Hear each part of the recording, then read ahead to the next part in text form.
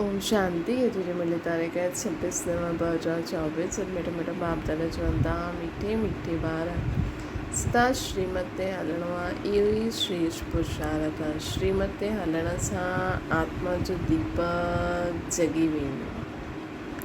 श्रीमते हलण सां आत्मा जो दीपक जगी वेंदो आहे। प्रश्न आहे, पूरो पूरो पुरुषार्थ केरु करे सघंदो आहे? ऊच पुरुषार्थ छा आहे? उत्तर आहे, पूरो पुरुषार्थ उहो ई करे सघंदा आहिनि जंहिंजो अटेंशन व बुद्धि योग हिक में हुजे। सभिनि खां ऊचो पुरुषार्थ आहे बाप जे मथां पूरो पूरो क़ुर्बानी वञणु। क़ुर्बान वञण वारा ॿार बाप खे ॾाढा प्रिय लॻंदा आहिनि, जेका पूरा पूरा बाप जे मथां क़ुर्बान थी वेंदा आहिनि। प्रश्न, सची सची दीपावली मल्हाइण लाइ बेहद जो बाप कहिड़ी राय ॾींदा आहिनि?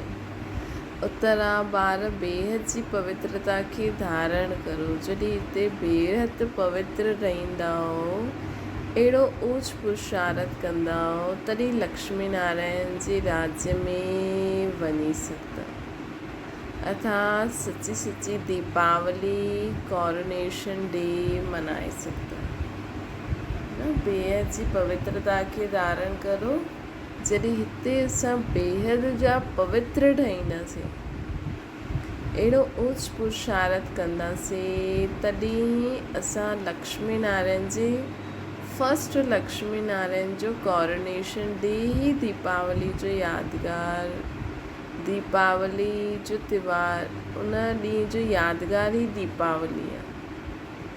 त लक्ष्मी नारायण जे राज्य में वञी सघंदा, अर्थात सची सची दीपावली मल्हाए सघंदा। ओम शांति। ॿार हाणे हिते वेही करे छा कंदा आहिनि? हलंदे फिरदे अथवा हिते वेठे वेठे जन्म जन्मांतर जा जो पाप सिर ते आहिनि, उन्हनि पापनि जो याद जी यात्रा सां, उन्हनि पापनि खे याद जी यात्रा सां विनाश कंदा आहिनि।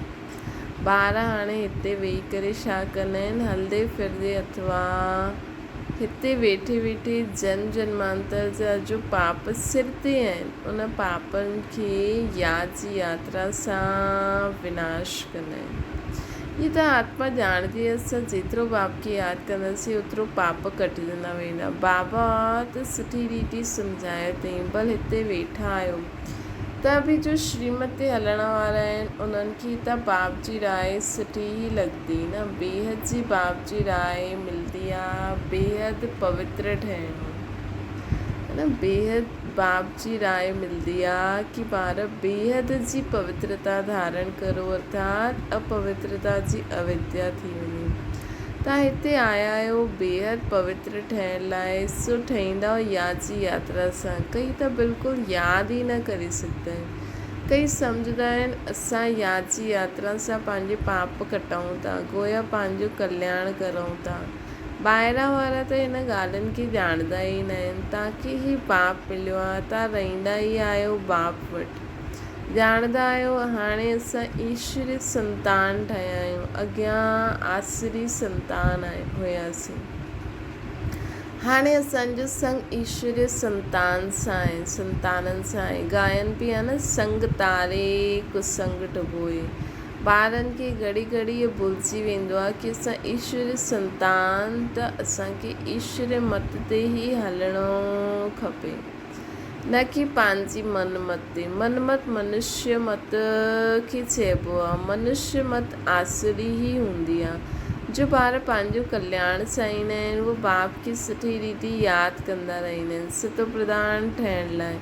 सितो प्रधान जी महिमा बि हूंदी आहे न। बराबरि ॼाणंदा आहिनि असां सुखधाम जा मालिक ठहींदासीं नंबरवार पुरुषार्थ अनुसार। जेतिरो जेतिरो श्रीमत ते हलंदा ओतिरो ऊच पद पाईंदा वेंदा। जेतिरो जेतिरो श्रीमत ते हलंदा वेंदासीं ओतिरो ऊच पद पाईंदा वेंदासीं। त हिकु त बाप खे यादि करिणो आहे, ॿियो बाबा जी श्रीमत ते हलणो आहे। बाबा जी श्रीमत ते बि तॾहिं हली सघंदासीं जॾहिं यादि कंदासीं, तॾहिं त आत्मा शुद्ध थींदी, तॾहिं त आत्मा में शक्ति ईंदी न। त मेन आहे यादि जी यात्रा। जेतिरो श्रीमत ते हलंदा ओतिरो उच पद पाईंदा, जेतिरो पंहिंजी मत ते हलंदा त पद भ्रष्ट थी वेंदो। पंहिंजो कल्याण करण लाइ बाप जा डायरेक्शन मिलंदा ई रहंदा आहिनि। बाप सम्झाईंदा आहिनि, इहे बि पुरुषार्थ आहे जो जेतिरो यादि कंदो त हुननि जा बि पाप कटिजंदा आहिनि। याजी यात्रा बिगैर त पवित्र न ठही सघंदा। उठंदे वेंदे हलंदे इहे ई ओनो रखिणो आहे कि असांखे बाप खे यादि करिणो आहे। श्री बाप जी यादि सां आत्मा जी शुद्धि थी वेंदी आहे। तव्हां ॿारनि खे केतिरा वर्षनि सां शिक्षा मिले थी, त बि सम्झंदा आहिनि असां ॾाढो दूरि आहियूं, एतिरो बाप खे यादि न करे सघंदा आहियूं। सतो प्रधान ठहिण में त टाइम लॻंदो आहे न। हिन विच में शरीर छुटी वञे त कल्पांतर जे लाइ घटि पद थी वेंदो। हिन करे जो संकल्प आहे, जो सेवा जो संकल्प आहे, उहो सभु हाणे ई करे छॾियो। अचानक ॾिसो कंहिंजो बि शरीर छुटिजी वञे त उहो बि पुरुषार्थ जो संकल्प रहिजी वञे। सोचो पोइ कंदासीं कम में बिज़ी आहियूं त उहो कमु पद थी वेंदो न। ईश्वर जा ठहिया त उन्हनि सां पूरो वरसो वठण जो पूरो पुरुषार्थ करिणो आहे। बुद्धि हिकु तरफ़ ई रहणी खपे। तव्हांखे हाणे श्रीमत मिलंदी आहे, उहो ऊच ते ऊच भॻवान आहे। उन्हनि जी मत ते न हलंदा त ॾाढो धोखो खाई छॾंदा। शिव बाबा जी मत ते न हलंदा त ॾाढो धोखो खाईंदा। हलंदा आहियो व न, उहो त तव्हां ॼाणो, शिव बाबा ॼाणे, है न। असां बाबा जी श्रीमत ते हलंदा आहियूं न या न, उहो त असां ऐं शिव बाबा ॼाणनि।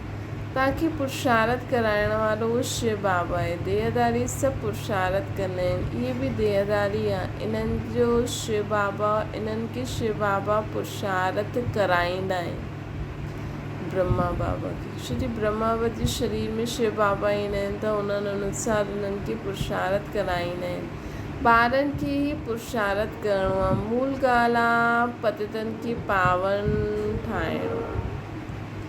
मूल ॻाल्हि छा आहे? असां पतितनि खे पावन ठाहिण जी आहे। वैसे दुनिया में पावन त ॾाढा हूंदा आहिनि। मनुष्य बि, सन्यासी बि पवित्र रहंदा आहिनि, उहे त हिकु जन्म जे लाइ पावन ठहींदा आहिनि। अहिड़ा ॾाढा आहिनि जो हिन जन्म में बि बाल ब्रह्मचारी रहंदा आहिनि, है न। ॾाढनि खे पवित्रता सुठी लॻंदी आहे, लेकिन असांखे कहिड़ी लेवल जी पवित्रता धारण करणी आहे? हिकदमि ब्रह्मचारी ऐं अपवित्रता जी अविद्या थी वञे। उहो कोई दुनिया खे मदद न ॾेई सघंदा आहिनि। पवित्रता जी मदद तॾहिं थिए जॾहिं श्रीमत ते पावन ठहनि ऐं दुनिया खे पावन बि ठाहिनि। मदद तॾहिं थींदी आहे, उहो कोई दुनिया खे मदद न ॾेई सघंदा आहिनि पवित्रता जी। जेका दुनिया में माण्हू पवित्र रहंदा आहिनि न, त उहो दुनिया में माण्हुनि खे पवित्रता जी मदद न ॾींदा आहिनि। श्री मदद तॾहिं ॾियनि जॾहिं श्रीमत ते पावन ठहे। जी बि केॾी वॾी ॻाल्हि आहे कि असां भॻवान जी श्रीमत ते पवित्रता रहूं। असां पंहिंजी मर्ज़ी सां नथा हलूं।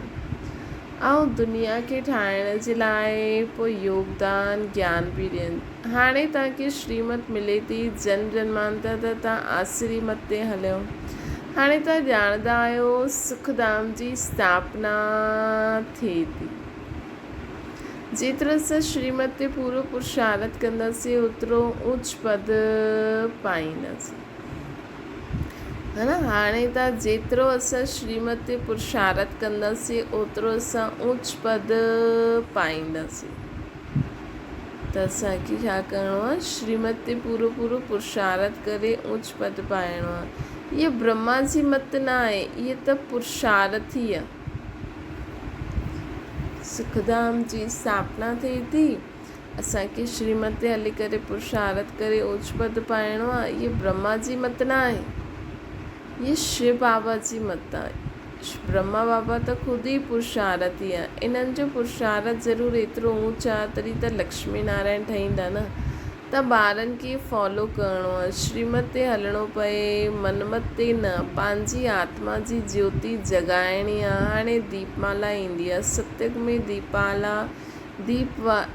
दीपावली हूंदी न आहे, सिर्फ़ु कॉरोनेशन आहे, बाक़ी आत्मा ई त सभु सतो प्रधान ठही वेंदियूं आहिनि।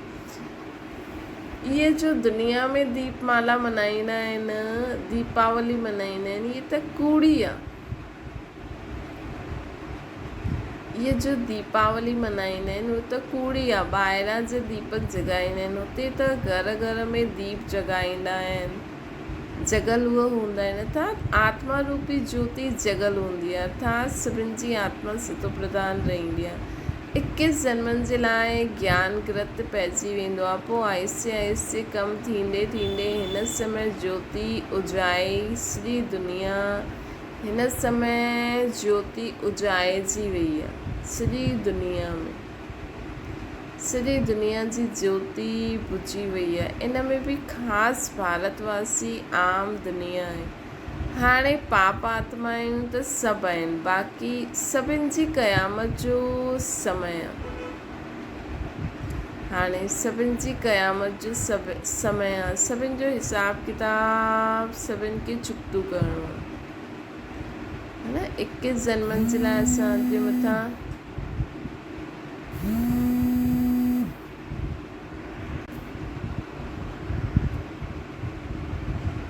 भाव चवनि था कि हाणे असांजो ज्ञान ॿुधाईंदा आहिनि, असांजी आत्मा रूपी दीपक में घृत पइजंदो आहे, जो 21 जन्मनि ताईं उन सां दियो ॾाढो आत्मा रूपी दियो ॾाढो सुठो जगंदो आहे। पोइ आहिस्ते आहिस्ते कमु थींदो वेंदो आहे, पोइ हिन समय ज्योति हिकदमि उजाइजी वेंदी आहे सॼी दुनिया जी, है न। हिन में बि ख़ासि भारतवासी आम सॼी दुनिया जी ज्योति कमु थींदी वेंदी आहे। हाणे पाप आत्माऊं त सभु आहिनि, सभिनि जी क़यामत जो समय आहे, सभिनि जो हिसाब किताब चुकतो करण जो समय आहे न। हाणे तव्हां ॿारनि खे पुरुषार्थ करिणो आहे ऊच ते ऊच पद पाइण जो, श्रीमत ते हलण सां ई असां ऊच ते ऊच पद पाईंदासीं। रावण राज्य में त शिव बाबा जी ॾाढी अवज्ञा कई आहे, है न। हाणे बि उन्हनि जी फरमान ते न हलंदा त ॾाढो ई धोखो खाई छॾंदा। उन्हनि खे ई सॾु कंदा आहिनि कि अची करे असांखे पावन ठाहियो। सॼी दुनिया में अहिड़ा माण्हू ॾाढा आहिनि जो ज्ञान में अची करे बि पोइ उल्टी सिल्टी रीति ज्ञान जे बारे में उल्टी सिल्टी ॻाल्हियूं फैलाईंदा रहंदा आहिनि, है न। त कई बार उन्हनि ॻाल्हियुनि खे ॿुधी करे माण्हुनि खे बि संशय ईंदो आहे कि हा इहे छा आहे, इहे छा आहे। लेकिन बाबा त असांखे पहिरियों ॿुधायो अथई कि हिन यज्ञ में विघ्न ॾाढा पवणा आहिनि, भई कई बार ट्रेटर बि ठही वेंदा, है न।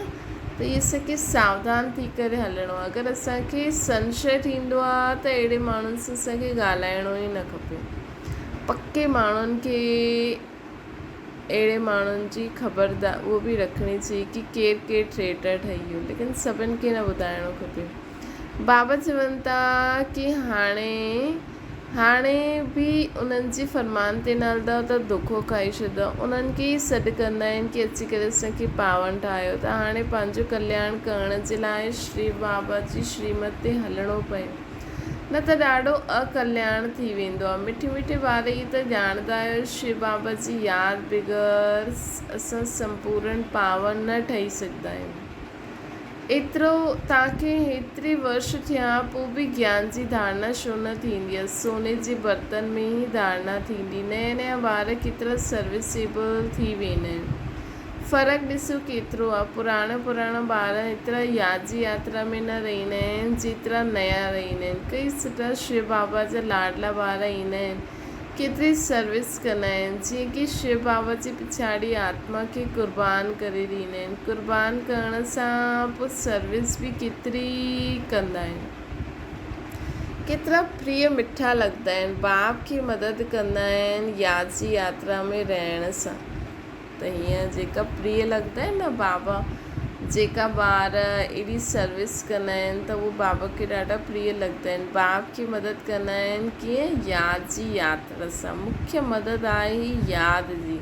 बाप चवंदा आहिनि मूंखे यादि करो त तव्हां पावन ठहींदा। सॾु ई कंदा आहिनि कि मूंखे अची करे पावन ठाहियो। त हाणे बाप चवंदा आहिनि मूंखे यादि करो, है न। त हाणे बाप चवंदा आहिनि कि ॿार मूंखे यादि करो। देह जे सभु संबंधन सभु त्याग करिणो, मतिलबु बुद्धि सां बुझणो। मित्र संबंधी आदि जी बि यादि न रहे सिवाय हिकु बाप जी। मतिलबु बुद्धि में उन्हनि खे घड़ी घड़ी यादि न करिणो, बुद्धि में घड़ी घड़ी बाबा ई यादि रहे, बाक़ी कमु त करिणो आहे न, तॾहिं उच्च पद पाए सघंदासीं। यादि न कंदासीं त उच्च पद न पाए सघंदासीं। इहे बाप दादा बि सम्झी सघंदा आहिनि, तव्हां ॿार बि ॼाणंदा आहियो। नए नए ईंदा आहिनि, सम्झंदा आहिनि, दिन प्रतिदिन सुधरंदा ई वेंदा आहिनि। श्रीमत ते हलण सां ई सुधरंदा न, क्रोध ते बि पुरुषार्थ कंदे कंदे जीत पाईंदा आहिनि, जो त बाप बि सम्झाईंदा आहिनि। ख़राबियूं खे कढंदा रहो। क्रोध बि ॾाढो वॾो ख़राबु आहे, पंहिंजे अंदर खे बि जलाईंदो आहे त ॿियनि खे बि जलाईंदो आहे, उहो बि कढणो खपे। ॿार बाप जी श्रीमत ते न हलंदा आहिनि त पद कम थी वेंदो आहे, जन्म जन्मांतर कल्प कल्पांतर जो घाटो पइजी वेंदो आहे। तव्हां ॿार ॼाणंदा आहियो कि उहा आहे जिस्मानी पढ़ाई, उहा आहे रूहानी पढ़ाई। त रूहानी बाप अची करे असांखे पढ़ाईंदा आहिनि। हर प्रकार जी संभाल बि थींदी रहंदी आहे न ॿारनि जी। कोई विकारी हिते अंदरि मधुबन में अची न सघे। बीमारी आदि में बि विकारी मित्र संबंधी आया, इहे त सुठो न आहे न। अॼुकल्ह त ॾाढा अची वेंदा आहिनि, लेकिन बाबा चवंदा आहिनि कि इहो सुठो न आहे। पसंदि बि असां न करूं, न त अंतकाल वो मित्र संबंधी ही यादि पईंदा, पोइ उहो ऊंच पद पाए न सघंदा। बाप त पुरुषार्थ कराईंदा आहिनि, कोई बि यादि न अचे। हीअं न उहो बीमार आहे इन करे मित्र संबंधी आया ॾिसण लाइ, न, उन्हनि खे सॾु कराइण जो क़ाइदो ई न आहे। क़ाइदे सिर हलण सां ई सदगति थींदी आहे न। पर कोई ॿार एॾो पको हुजे, न त ॾिसो अॼु कोई शरीर सदो आहे त बि हुनखे सॾु कंदा आहिनि। चलो ठीकु आहे, इहे त सेवा अर्थ थी वियो, लेकिन बाबा जे ज्ञान जा नियम केॾा पक्का आहिनि, जो शुरू में थींदा हुया। हाणे त कंहिंखे न सॾु करो त पोइ उन्हनि खे सुठो न लॻंदो। इहे ई त पके ॿारनि जी निशानी आहे न त मुफ़्त पंहिंजे खे नुक़सानु पहुचाईंदा। परंतु तमो प्रधान बुद्धि सम्झंदा ई न आहिनि। ईश्वर राय ॾींदा आहिनि त बि सुधरंदा न आहिनि। ॾाढा ख़बरदारी सां हलणो खपे। इहे त होलीएस्ट ऑफ होली स्थान आहे, न पते ते ठहरी न सघे। मित्र संबंधी आदि यादि ईंदा त मरण समय, मित्र संबंधी आदि हूंदा त मरण समय ज़रूरु उहे यादि ईंदा। देह अभिमान में अचण सां पंहिंजो ई नुक़सानु पहुचंदो आहे, पाण खे ई पहुचंदो आहे। पोइ असां सजा जे निमित थी वेंदा आहिनि। श्रीमत ते न हलण सां ॾाढी दुर्गति थी वेंदी आहे। सर्विस लाइक़ु न ठही सघो। केतिरो बि मथो मारो, परंतु सर्विस लाइक़ु न थी सघंदा। अगरि असां श्रीमत ते न हलंदासीं त असां केतिरो बि मथो मारो, सर्विस लाइक़ु न थी सघंदा आहियूं। सजा जे निमित थी वेंदा आहिनि। श्रीमत ते न हलण सां ॾाढी दुर्गति थी वेंदी आहे। सर्विस लाइक़ु न ठही सघनि। केतिरो बि मथो मारो, परंतु सर्विस लाइक़ु न थी सघंदा आहिनि। अवज्ञा कई त पत्थर बुद्धि थी वेंदो। केतिरो बि मथो मारो, लेकिन असां सर्विस लाइक़ु न थी सघंदा आहियूं। अगरि असां परफेक्ट श्रीमत ते हलंदा न, ॾिसो जीअं ब्रह्मा बाबा हलिया, है न। अवज्ञा कई त पत्थर बुद्धि ठही वेंदा, मथे चढ़ण बदिले हेठि किरी वेंदा। बाप त चईंदा ॿारनि खे आज्ञाकारी ठहिणो खपे, न त पद भ्रष्ट थी वेंदो। इन करे जेतिरो थी सघे न, असांखे कॾहिं बि दिलि न थिए कि असां बीमार आहियूं, असां हॉस्पिटल में आहियूं त असांखां कोई पुछणु अचे, है न। माण्हू सॾु करनि था सेवा, जो उन्हनि जी मर्ज़ी आहे, लेकिन असांखे कॾहिं बि कहिड़े समय बि अगरि असां समर्पित आहियूं त कोई बि देहदारी यादि न अचे। अगरि घर गृहस्थी में रहंदा आहियो त उहो त साम्हूं हूंदा ई सी, लेकिन त बि असांखे बाबा ई यादि अचे। भले उहे असांजी मदद करनि था, लेकिन असांखे बाबा ई यादि अचे त असांजी बीमारी बि कटिजी सघंदी आहे, न त पदभ्रष्ट थी वेंदो। लौकिक बाप वटि बि 4-5 ॿार हूंदा आहिनि, परंतु उन्हनि में जो आज्ञाकारी हूंदो आहे उहो ई बाप ॿार प्रिय लॻंदो आहे। जो आज्ञाकारी न हूंदो उहो दुख ई ॾींदो। हाणे त ॿारनि खे ॿई बाप ॾाढा वॾा मिलिया आहिनि, उन्हनि जी अवज्ञा न करणी आहे। अवज्ञा कंदा त जन्म जन्मांतर कल्प कल्पांतर ॾाढो कम पद पाईंदव। पुरुषार्थ अहिड़ो करिणो आहे जो अंत में हिकु शिव बाबा यादि अचे। बाप चईंदा आहिनि मां ॼाणे सघंदो आहियां हर हिकु छा पुरुषार्थ कंदो आहे। कोई त ॾाढो थोरो यादि कंदा आहिनि, बाक़ी त पंहिंजे मित्र संबंधी आदि खे यादि कंदा रहंदा आहिनि, है न। बाप चईंदा आहिनि मां ॼाणे सघंदो आहियां की हर हिकु छा पुरुषार्थ कंदा आहिनि। कोई त ॾाढो थोरो यादि कंदो आहे, बाक़ी त पंहिंजे मित्र संबंधी आदि खे यादि कंदा रहंदा आहिनि। उहे एतिरो ख़ुशी में न रही सघंदा आहिनि, उच्च पद न पाए सघंदा आहिनि। तव्हांजो त रोज़ु सतगुरु वारा बृहस्पति जे ॾींहुं कॉलेज में वेंदा आहिनि। उहा जिस्मानी विद्या आहे या रूहानी विद्या आहे, तव्हां ॼाणंदा आहियो शिव बाबा असांजो बाप टीचर सतगुरु आहे। वो जिस्मानी विद्या आहे या रूहानी विद्या आहे, तव्हां ॼाणंदा आहियो शिव बाबा असांजो बाप टीचर सतगुरु आहे। त हुननि जे डायरेक्शन ते हलणो खपे, तॾहिं ई त ऊच पद पाए सघंदासीं न। जो पुरुषार्थी आहे उन्हनि जे अंदरि ॾाढी ख़ुशी रहंदी आहे। त असां हिन रूहानी विद्या पढ़ूं था त असांखे ॾाढी ख़ुशी हुजणी खपे की हिन रूहानी विद्या सां पढ़ी करे असां उच्च पद पाईंदासीं, अंदरि में ॾाढी ख़ुशी रहे। ॻाल्हि न जो पुरुषार्थी हूंदो आहे न, उन्हनि खे अंदरि ॾाढी ख़ुशी रहंदी आहे। ॻाल्हि न पुछो, ख़ुशी आहे त ॿियनि खे बि ख़ुशि करण जो पुरुषार्थ कंदा आहिनि। ॿार ॾिसो केतिरी महिनत कंदा रहंदा आहिनि, ॾींहुं राति शिव जी वंडरफुल ज्ञान आहे, है न। बाप दादा खे तरस पवंदो आहे की कई ॿार बेसमझी सां केतिरो घाटो पाईंदा आहिनि। इहे वंडरफुल ज्ञान आहे असांजो। और कई ॿार हिन ज्ञान खे न सम्झी करे केतिरो बेसमझी सां केतिरो घाटो पाईंदा आहिनि। देह अभिमान में अची करे अंदरि में ॾाढो जलंदा आहिनि, है न। जो कंदो सो पाईंदो। बाबा त ओपन चईंदा आहिनि, हिन में कोई अॻियां वधे थो न बि वधे थो त अॻियां वधण वारो पुरुषार्थ थो करे। चलो कई बार माण्हू धोखेधड़ी सां अॻियां वधी वेंदो आहे, पर बाबा त हुनजे लाइ बि चए अथई न अॼु हुनजो नाम अॻियां थी वियो, लेकिन बाबा जी लिस्ट में त नाम अॻियां न थियो न। असांखे सतयुग में बादशाही खपे या हिते बादशाही खपे, है न। त इहे सम्झ अहिड़ी ॻाल्हियूं असांखे दिमाग़ में हुजणी खपनि। भले हिते हुन माण्हू जो ॾाढो नाम थी वियो, लेकिन असांखे पतो हुन कूड़ी रीति नाम कयो अथई, गड़बड़ी सां कयो अथई, त हवा हुनजे लाइ बाबा असांखे सावधानी बि त ॾींदा आहिनि न। असांखे हिते ऊच पद खपे या सतयुग में खपे, या चलो असांखे ऊच पद न खपे, असांखे त बसि बाबा जे नज़दीक रहणो आहे न। शिव बाबा जे नज़दीक कोई रहे बुद्धि बल द्वारा त उन खां वॾो सुखी कोई न आहे। सतयुग जा सुख बि हुनजे अॻियां कुझु न आहे, है न। त इहे असांखे चेक करिणो आहे की मूंखे छा खपे, है न। हुन अनुसार असांखे पुरुषार्थ करिणो आहे। पोइ जलन वलन सभु ख़तमु थी वेंदी। क्रोध में मनुष्य तांबे जहिड़ो लाल थी वेंदो आहे। क्रोध मनुष्य खे जलाईंदो आहे, काम कारो कंदो आहे। क्रोध मनुष्य खे जलाईंदो आहे, काम उनखे कारो कंदो आहे। मोह अथवा लोभ में एतिरो जलदा न आहिनि, क्रोध में चलंदा आहिनि। क्रोध जो भूत ॾाढनि में आहे, केतिरा लड़ंदा आहिनि, लड़ण सां पंहिंजो ई नुक़सानु करे ॾींदा आहिनि।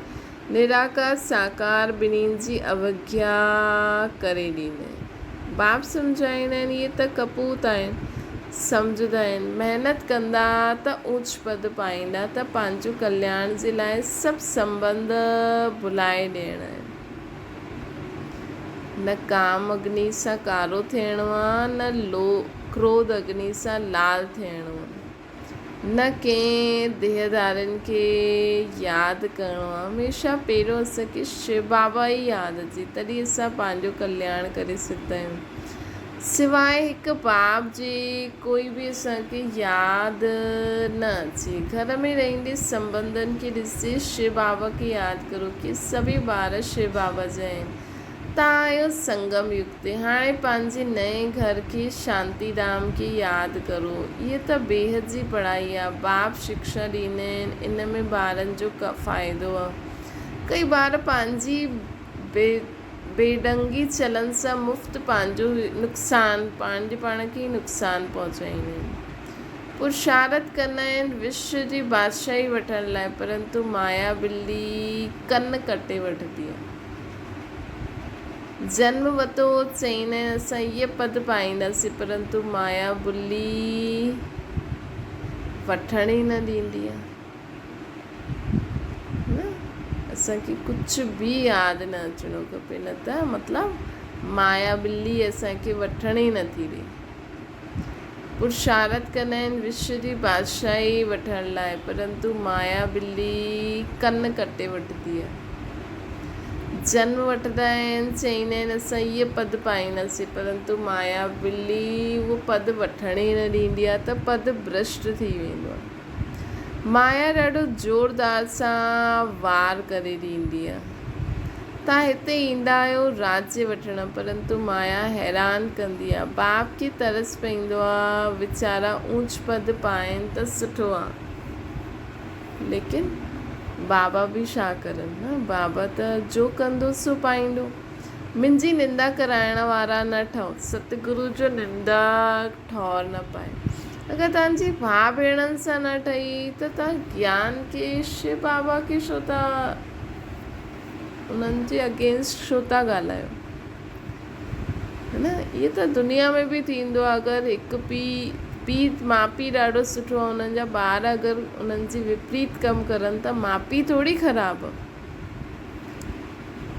त कम से कम इहे त सम्झणो खपे न। जॾहिं असां ज्ञान ॿुधियो त असांखे सुठो लॻो, सभु सुठो आहे, लेकिन ज्ञान में गड़बड़ी न आहे, उन ते धारण करण वारे माण्हुनि में गड़बड़ी आहे। त असांखे अगरि उहो माण्हू सम्झ में नथा अचनि त तव्हां घर गृहस्थी में रही करे बि मुरली त अॼुकल्ह सभु जॻह अवेलेबल आहे। तव्हां पढ़ो, उन रीति पुरुषारत करो। डॉक्टरी जी पढ़ाई कोई ज़रूरी थोरी आहे कि माण्हू स्कूल कॉलेज में ई वञी करे पढ़े। कई माण्हू घर वेठे बि किताबियूं खणी डॉक्टरी जी पढ़ाई पढ़ंदा आहिनि, है न। पोइ एग्ज़ाम ॾेई डॉक्टर बि ठही वेंदा आहिनि। त बाबा चईंदा आहिनि मुंहिंजी निंदा कराइण वारा न ठहो, सतगुरु जो निंदक ठौर न पाए। कंहिंजी निंदा कई शिव बाबा जी। ये सभु शिव बाबा जो कार्य थो हले। कोई बि हिते कुझु ठाहे बि थो, कुझु करे बि थो, त शिव बाबा जा भवन आहिनि, शिव बाबा जो सभु कुझु आहे। ये सम्झी करे हलंदा त तव्हांजो सेंटर बि बाबा जे नाम सां आहे, बाबा जो घर सम्झी करे हलंदा त उते बि कोई कुझु न करे सघंदो। जाते मुंहिंजो सम्झो त माण्हुनि जी बि नज़र पइजी वेंदी। हीअ सभु शिव बाबा ई ठाराया अथई, और सभु शिव बाबा जो ई आहे। अहिड़ी चलन न हलणी आहे कि असां बाप जी निंदा थिए, इन में अहंकार जी ॻाल्हि न आहे, इन में अहंकार जी ॻाल्हि न आहे। अच्छा, मीठी मीठी सिकल जे ॿारनि प्रति माता पिता बाप दादा जो यादि प्यार और गुड मॉर्निंग। रूहानी बाप जी से सभिनि रूहानी ॿारनि खे नमस्ते। असांजी बि रूहानी माता पिता बाप दादा खे यादि प्यार, गुड मॉर्निंग ऐं नमस्ते। धारणा जे लाइ मुख्य सार आहे पंहिंजे कल्याण जे लाइ देह जे सभु संबंधनि खे भुलाए ॾियणो, उन्हनि सां प्रीत न रखणी आहे। संबंध में अचिणो आहे, लेकिन मोह माया में न अचिणो आहे। ईश्वर जी ही मत ते हलणो आहे, पंहिंजी मत ते न हलणो आहे। कुसंग सां बचणु, ईश्वरी संग में रहणु। ॿियो आहे कुसंग सां बचिणो आहे, ईश्वर संग में रहणो आहे। ॿियो आहे क्रोध ॾाढो ख़राबु आहे, इहे स्वयं खे जलाईंदो आहे। क्रोध जे वश अची करे अवज्ञा न करणी आहे। ख़ुशि रहणो आहे, सभिनि खे ख़ुशि करण जो पुरुषार्थ करिणो आहे। सभी आत्मायूं सदा ख़ुशि रहनि। न वरदान आहे स्नेह, कल्ह बाबा चई न, अहिड़ो वायुमंडल ठाहियो शुद्ध संकल्पनि जो, जंहिंसां असांजो बि कल्याण थिए ऐं ॿियनि जो बि कल्याण थिए। सभी आत्मायूं सदा शांत ख़ुशि रहनि। वरदान आहे स्नेह जे रिटर्न में स्वयं खे टर्न करे बाप समान ठहिण वारा संपन्न ऐं संपूर्ण ठहो। स्नेह जी निशानी आहे, उहा स्नेही जी कमी ॾिसी न सघंदो आहे। स्नेह जी ग़लती पंहिंजी ग़लती सम्झंदा आहिनि। बाप जॾहिं ॿारनि जी कोई ॻाल्हि ॿुधंदा आहिनि त सम्झंदा आहिनि इहा मुंहिंजी ॻाल्हि आहे। बाप ॿारनि जॾहिं बाबा चई न सभु कुझु मुंहिंजो सम्झो, पंहिंजी कमी कमज़ोरी बि मूंखे ॾेई छॾो। बाप ॿारनि खे पंहिंजे समान संपन्न ऐं संपूर्ण ॾिसणु चाहींदा आहिनि। हिन स्नेह जे रिटर्न में स्वयं खे टर्न करे छॾियो।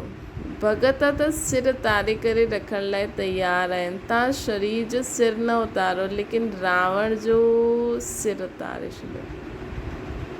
हाणे असांखे रावण जो सिर उतारणो। स्लोगन आहे पंहिंजे रूहानी वाइब्रेशन द्वारा शक्तिशाली वायुमंडल ठाहिण जी सेवा करणु सभिनि खां श्रेष्ठ सेवा आहे। पंहिंजे रूहानी वाइब्रेशन द्वारा शक्तिशाली वायुमंडल ठाहिण जी सेवा करणु सभिनि खां श्रेष्ठ सेवा आहे। अच्छा, ओम शांति। बाबा खे यादि करो।